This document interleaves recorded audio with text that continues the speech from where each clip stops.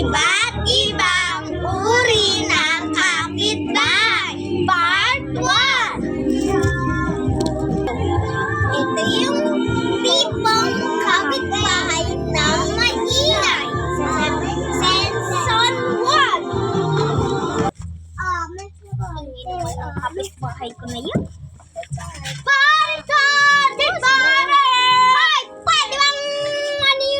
Pwede bang alam nyo naman, birthday ng anak ko, kailangan napakainin. Oo nga, pwede nyo nga pong minahan yung bigay ko yan. Ang dami tao. May kaarte.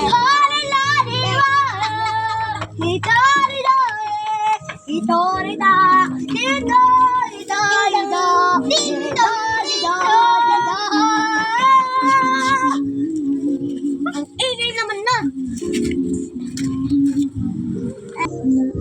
Ang kapitbahay kong sismosa, Season 2.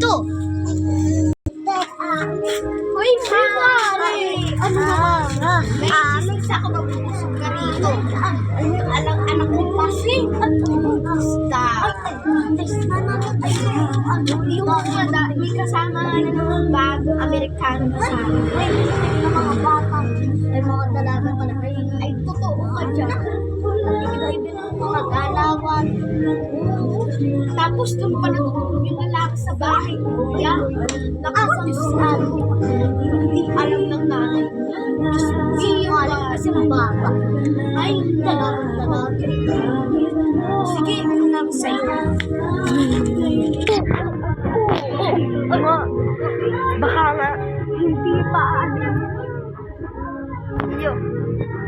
Alam mo yan, pinag-iismisan niyo dyan. Uy, alam mo ba yung anak mo? Kasi, ay, dalagang-dalaga. Anak mo na kaya mga mo, tabahimik ka. Ay, oo nga. Ang lalaki yung anak ay buntis raw. At ang sa kalis ako ay asawa ay Amerikano.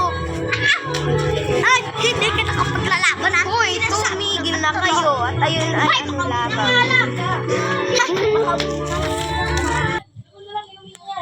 Ang kapitbahay ko Utangera Season 3.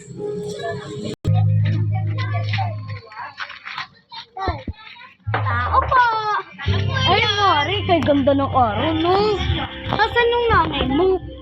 Wala po siya. Umalis po siya. Alam mo, ang ganda. Nagkakusta siya. Ay, anak kong buwa-buwa. Ay, pwede ba mamaya ako nabuyada ng pautang ulit isang aba! Kung sasabihin sa'yo. Aba! Bakit na? Babayadan kita?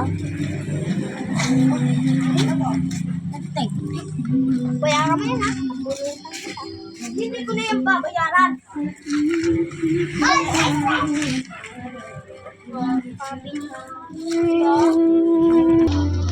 Dito na po nagtatapos ang aming video.